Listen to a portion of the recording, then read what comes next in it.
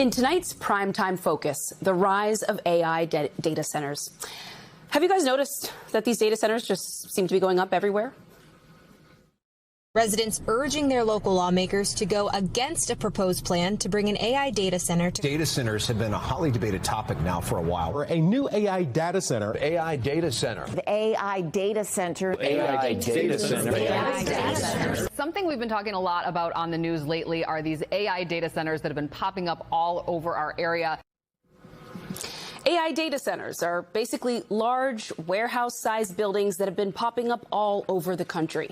As of March of last year, there were more than 5,000 in the U.S. But as companies like OpenAI, Anthropic, Google, Meta, Microsoft, and Amazon race to build more powerful AI systems, global consulting firm McKinsey is projecting that data centers worldwide will need $6.7 trillion in investment to keep pace with the demand. For years, many data centers clustered around major hubs like Northern Virginia. But now the next wave is pushing farther into small towns and rural communities, places where land is cheaper, power may be easier to access, and local officials are eager for some new investment. But not every resident feels like their interests are being considered here. Nobody's here to protect us. I am angry. And maybe you can't do anything about it, but I'm angry you didn't fight hard. And it's easy to understand why some residents are worried. There's a long history of small towns being asked to make big promises to powerful companies without the same lawyers and lobbyists or leverage on their side. In some places, residents are left in the dark about very basic details. That's because some companies require mayors or local officials to sign non-disclosure agreements before negotiations become public. For instance, in Wiscasset, Maine, the town gave us a copy of its non-disclosure agreement. And you can see the name of the company is blacked out there. The only identifying detail left is, quote, a Delaware limited liability company. Here at MS Now, we've tracked dozens of these non-disclosure agreements. And these are just the ones that we could find. The companies behind these projects say they're building the future. But the question for these towns is whether they should have to learn what that future looks like after it's already been signed away for them. Joining us now is Molly Taft, senior writer for Wired. Molly, it's great to have you here. Thanks for having me. So, you know, for so many Americans, this all seems to be happening so fast, like in the blink of an eye fast. What sort of basic things should they know, and do they have the right to ask right now as people worry about power, the environment, the potential for jobs, if there really are any jobs to be had at an AI-run data center? What do you think should be on the minds of people who are staring down the possibility of one of these centers opening near them? Yeah, that's a great question, and people ask me that a lot. I think, first of all, it's important to note that data centers have been around for a while. If you use the internet, you're using something that's routing through a data center. What's different about what we're seeing now is the scale. You know, these companies are building out frontier AI models that take a lot of energy, and they are in an international race to build them out as quickly as possible. So we've got speed, we've got a lot of money, and we've got a lot of resources being poured into building these buildings that are at a scale that we have not yet seen before about these data centers. So naturally, people are very nervous about resources like power and water. Power is really one of the big ones. I mean, these things use a lot of power, and the projections for if a lot of these get built is just crazy for potential utility bills and customers potentially being on the hook to pay for some of these data centers. So that's kind of the key concerns here. Water is also raised as a key concern. I hear that with a lot of folks. Data centers do use water in cooling. It really varies by data center. Some use a lot more than others. You can kind of design the data center to use less water, but then in a lot of cases, you're going to have to use more power, right? If you're not going to use as much water for cooling, you're going to have to use more water for power. So those are the two main issues that I hear about as an environment journalist. There's also, they are really noisy, and if you site them near a town, you're going to hear, if you've ever driven driven through the densest collection of data centers is in Virginia, Northern Virginia, and driving through them, some of them are so loud, like it's really remarkable. And then another issue I see a lot is air pollution, which can be pretty serious. Elon Musk, when he was racing to get Grok, xAI's chatbot, online, what he decided to do was to truck in a bunch of basically turbines that are traditionally used on construction sites or oil drill pads. He put in several of them and just started running them like a power plant. And those the power plant, the site where he was at was a historically black community in Memphis, and they were already suffering with really high levels of air pollution. And that community has been making a lot of noise for a long time now, rightly as they should, because of what this data center is doing in their community.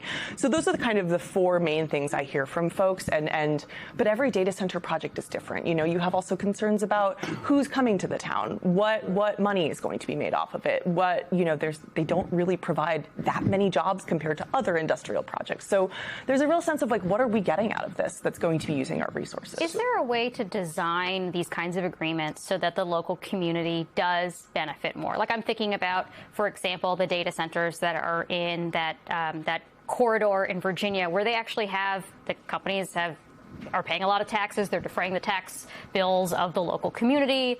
You could imagine a situation where the companies that are on the hook for building the data center maybe are also billed with more than 100% of the cost of the electricity grid upgrades, which is something that lots of other communities need, beyond whether there's going to be a new data center sited there. Like maybe you could have something.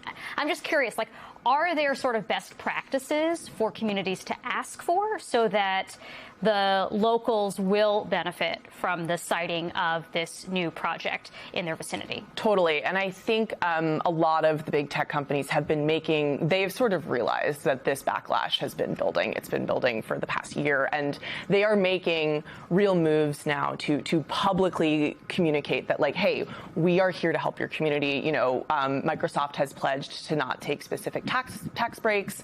They have all made plans to say, we're going to pay for power upgrades, we're going to pay to build our own power. Historically, a lot of the bigger tech companies have been very open with their plans, tried to go to communities. I think one of the issues with some of the data center plans is that there are a lot of other companies out there that might not have as many resources as a Google or a Meta, or might be sort of looking to lure one of those companies as a tenant, who tend to be a little bit less forthcoming with their plans. And I think that community trust is really an issue here. I think you can offer all of the benefits to a community. The data center might not be doing that much harm, but if a community feels like they can't trust what's coming there, that's really what is driving some of this backlash, in my opinion, and from my reporting. Can I ask you about the regulations here? Because I think a lot of people who are worried about this are, as we heard from that clip, turning to their local politicians, their communities, perhaps members of Congress, members of the Senate. And when we've seen CEOs of tech companies sit in some of these Senate briefings, it has gone really bad and awkwardly for the senators who are asking the questions. They're out of touch. They're not informed. They don't have a good grasp of sometimes the most basic parts of how the internet functions.